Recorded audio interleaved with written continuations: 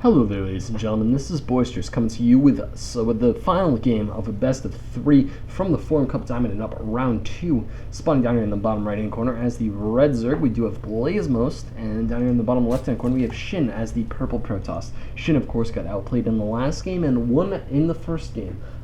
He's been playing very well. Actually, both of these players have been playing incredibly. They've just been taking incremental advantages and just winning slowly and categorically over time.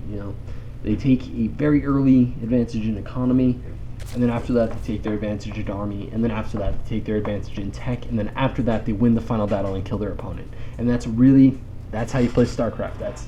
That is the very baseline maneuver of how to win. You just win very, very slowly over a long amount of just small advantages. You almost never win on one engagement that goes strongly in your favor. You win over the course of 11 or 12 minor engagements that go, just a little bit in your favor, just enough in your favor that it can be called for you. You go for it by making a better tech choice, by scouting out your opponent more, by getting more economy when it's safe. And then building more units when it's time to rumble.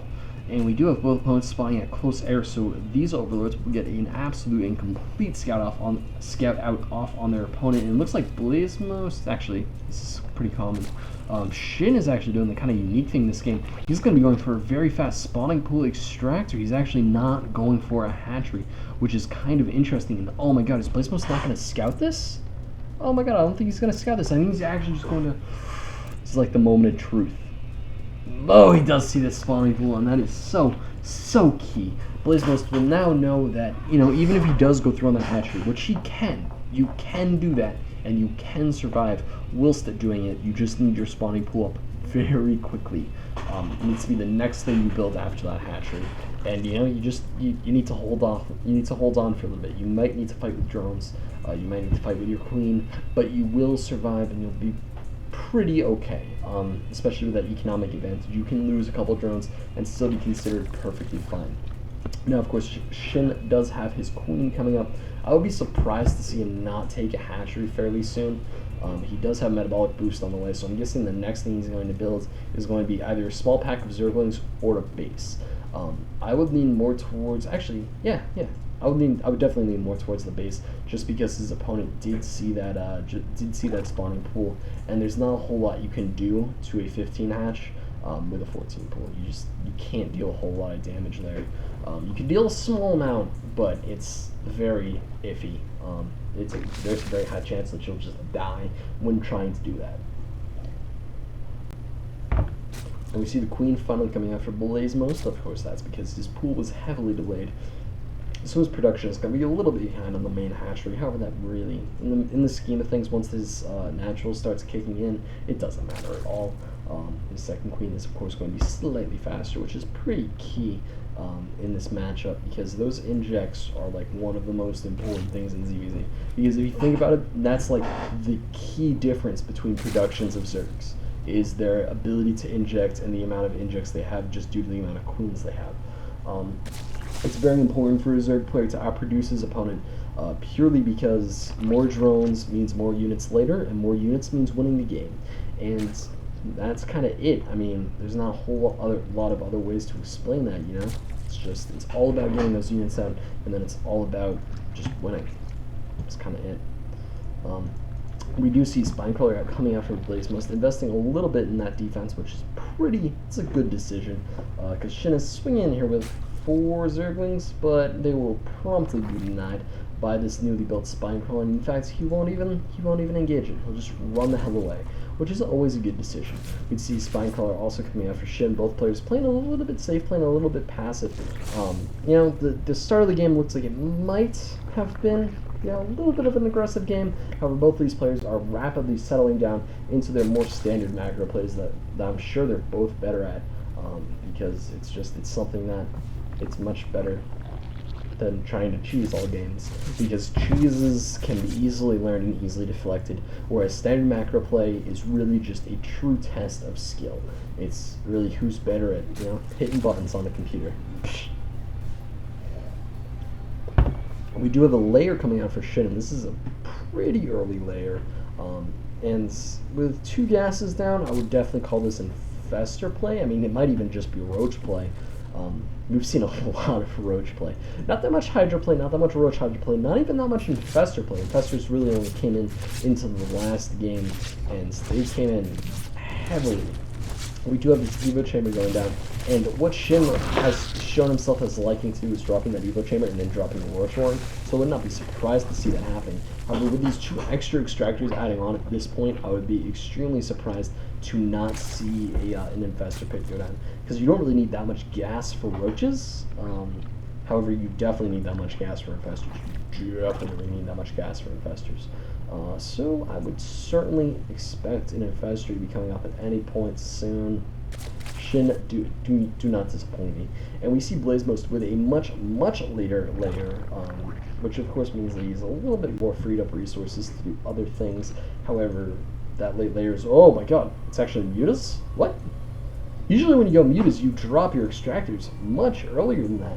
I mean, I guess mutas makes sense. I don't think he's actually scouted out how late this layer is, but the layer is extremely late, and that's usually what most people do in a ZVZ. They do not get their layer for a very long time. Even then, like, these are both pretty quick layers. Usually the layer is like finished at 10 minutes, I would say. Whereas for both of these players, it has of course been finished far before that, and SHiN is just like ridiculously speedy. He finished it extremely fast. So it looks like it's going to be at least be a small amount of meals to play, which is quite interesting. This queen is running out, trying to deny a little bit of overlords, which is pretty nice. And it looks like this overseer cocoon is going to be morphing with full deny the kill for that queen. Because of course, once the cocoon finishes off, the overseer returns to full health and flies the hell away. In fact, this overseer will probably be able to get a full scout off even, which is pretty hilarious when you really think about it. And it looks like he will be flying into the natural, and oh my god, is he going to see the Spire? I think he will, and yes, he is definitely just seeing the Spire. That is extremely important. You have Blazemost dropping a whole crap ton of Spore Crawlers. Getting ready for this, I would not be surprised to see another couple Queens on the way. And, you know, he's getting Burrow right now. He's going to be building Roaches. However, Roaches, not good against Mutalisks. They can't really shoot up. He is getting Hydras, and Hydras are very nice against Mutalisks, but only in high numbers. If Mutalisks hit your base and are able to start camping your production, you're kind of bummed when you go for Hydras. You really need that production to stay alive for at least 30 to 45 seconds so that you can get 6 to 7 Hydralisks up. And then after that, basically, you will be able to scale your defense permanently with the amount of Hydras, or with the amount of Mutalisks he has. Now, of course, this is a very large Mutaflux to start out with. It is 11 Mutalisks with a 12th on the way, which is a crap ton. You never see anybody just save up that much gas just to dump into Mutas. But SHiN has managed to do it. It looks like he's going to swing in a little bit. He does see the Spore Crawler. He's a little bit scared, as he should be. And I'm not sure. He's going to snipe off a couple of Banelings, which is pretty nice. He's going to snipe off actually a couple of Hydralisks, which is extremely nice. And I think, could he actually go for the Hydra? I think he might be able to. He's going to be swinging in here, doing like a little bit of a Mutalisk dance, which is something that I actually love to see again, because this used to happen all the time in Brood War, and this was like the test of skill. You would use your Mutalisk, you would like dodge in, just get one attack off before the missile turret could fire, and then dodge right the hell back out. And he's going to lose a couple of Mutalisks, but, you know, 2 Mutalisks. He killed off an Extractor, he killed off a lot of drones, he killed off a couple Hydralisks, and really it's worth it. It's perfectly fine, perfectly worth it. He's forced Hydras, which is actually, that's something that you cannot quantify. I mean, forcing Hydras is extremely amazing, because if you force Hydras, suddenly you're open to go for Infestor, and if your opponent has a large Hydra ball, he's dead. Completely dead. There's no way you live through Infestors with a large Hydra ball, especially if your opponent is also going for something like the Baneling. And SHiN, of course, does have his Banelings researched. He does have Banelings, a Baneling nest up. We have a third base coming out from SHiN, third base coming out from Blazemost, and it looks like they've both kind of leveled out. SHiN's third is, of course, much faster than Blazemost, but, you know, that's kind of what comes with the territory of being the defender. You have a much slower base progression. We do a large amount of Banelings up here, out here, but, you know, it doesn't matter. Oh my god, these Mutalisks are ballsy, and it looks like they're being ballsy. It's completely paid off. So, oh man, those Roaches did not like their own Hydras, and it looks like, oh my god, SHiN is actually playing this immaculately. He's using the Zerglings to take out the Spore Crawlers while he uses the Mules to try to deal as much damage as he can to the Roaches. And oh my god, he's just playing this so well. He's going to be denying the third base, which is a very, very important. There's only 3 Hydralisks currently on the map, and SHiN has, again, he's been taking incremental upgrades. These guys are both ridiculous at this sort of play. SHiN started out a little bit weaker, his build was a little bit less economic, and he didn't do any damage with it.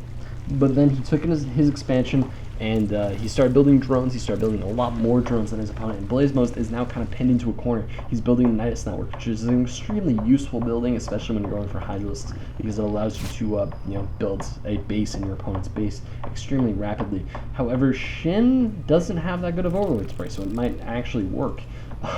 Which is something that you never see with a Nidus Network. I don't think I've ever watched a Nidus Network really be super effective in any level of high-level content, just because they're so easy to dodge and so easy to find. And it looks like Blazemost is actually producing a lot of Overlords. And there is the Nidus Network load up, and whoa, all of the Mules are at this base, and everything's being unloaded from the Nidus Network. You see the little tiny bit of the Mules dance yet again, shredding plenty of drones, shredding the Extractor, being very, very annoying. And yet again, this is just an example of something you see a lot in both of the other matchups. You see Mutalisks come out and the opponent just be completely pinned back into his base. Now, of course, if your opponent goes Mutalisks, I prefer to go Infestors. Just because Infestors, if you grab Mutalisks and then you can just chain funnel them twice, and then they die, they pop. They're actually like balloons filled with heat. They're like the balloons from It. It's very nice. They die, and then you win the game because Mutalisks are an extreme resource dump. Oh my god, it takes so much money to make these. And we see a lot of Overseers being sniped off here. However, of course, Blazemost was prepared. He did build a crap ton of those Overlords, and it looks like the next one is going to be scouted out, and there Blazemost just calls the GG, because as soon as that Nidus Network is done, there's no coming back. As soon as it's scouted, all the Overlords are going to be spread out. Every part of the base is going to be lit up, and there's really, I would have preferred to see him go and like drop a Nidus like right here, and then attack into his opponent with Nidus reinforcements. But there's not a whole lot you can do in that situation, especially when your opponent has much better production and much better economy than you. Anyway, guys, if you want to watch any of the other games from this series or from any of the other series from the Forum Cup Diamond Up, you can head on over to youtube.com/user/boisterous.sc2 and check them on out. Also, if you would like to send in any games that you would like commentated, you can send them on into boisteroussc2@gmail.com. I also accept tips on tournaments or whatever, criticisms, feedback. I don't know, whatever you want to send me, I'll look at it, I guess. Why not? But anyway, guys, this is Boisterous signing out.